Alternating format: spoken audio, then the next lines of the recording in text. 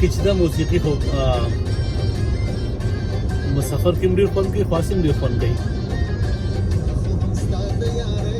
بیا په ځانګړې توګه باندې ټپې چې ټپې ډېر خوند کوي که نه. ټپې خو د پښتنو د ولسي ادب لکه پوهان وایي چې تر ټولو زوړ او تر ټولو مقبول ترین صنف دی، تر ټولو مقبول ترین، او چې دې کله په یو دور کې هم خپل مقبولیت ټپې چې دی نه دی بایللی. او ناروغو خبر روانه ده، یو ټپه ما تر یاده شوه مخکې چې ته ما پروګرام کې شاید ذکر کړی و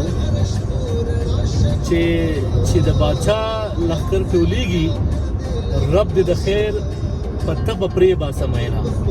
دې ټپه کې چې کوم وضاحت دی هغه ډېر په زړه پورې دی. یعنې پخوا په زمانه کې یو علاقه کې تبې راغلې وې او تبو خلک وژلې وو او تورې تبې چې وې هغې به وبا وه دغه سیمه کې. نو دغه ټپه چې کومې تورسرې یا ښځې یا جینۍ ویلې ده، دې ټپه کې دوه درې شیان دې په کمال سره ور شامل کړي دي. لکه یو د پښتون زلمي یا د وطن د حفاظت چې کوم د ننګ دستور دی د هغې نه خبر ده. د وطن ننګ کول یا د وطن د حفاظت لپاره د بادشاه په لښکر کې شاملېدل د دې نه خبره ده. بل هغه په دین پوه ده چې په سیمه کې تاریخي توګه باندې وبا تېره شوې ده، تورې تبې تېرې شوې دي، توره تبه څه کوي په دین خبر ده.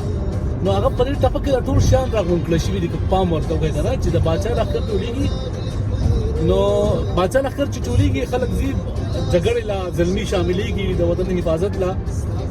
نو که نه ځي نو دا د قانون خلاف ورزي هم ده او دا د زلمي شان مطابق هم نه ده.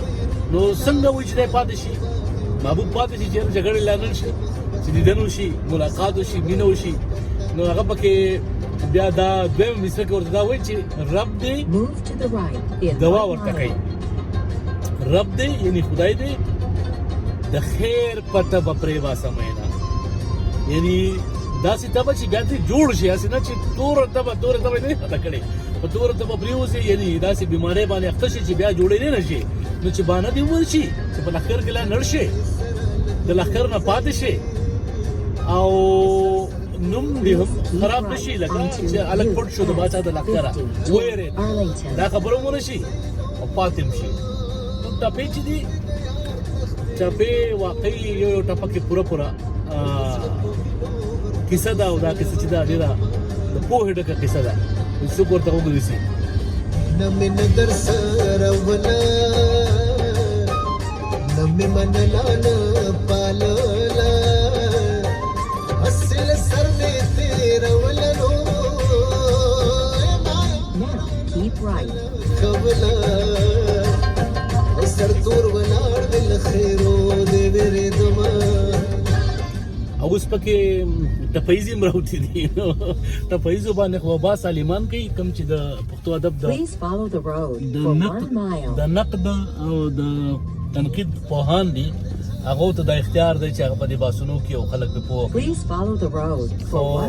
او دا ده چې مقبوله شوه، ټپایزه مقبوله شوه او خلک یې اوري لګیا دي. نو راځئ چې لاړ شو دې کلب ته. اوس ټپو باندې خبرې ډېرې وشوې او تاسو ور داخل کم دغلته چې دلته سره روان دي.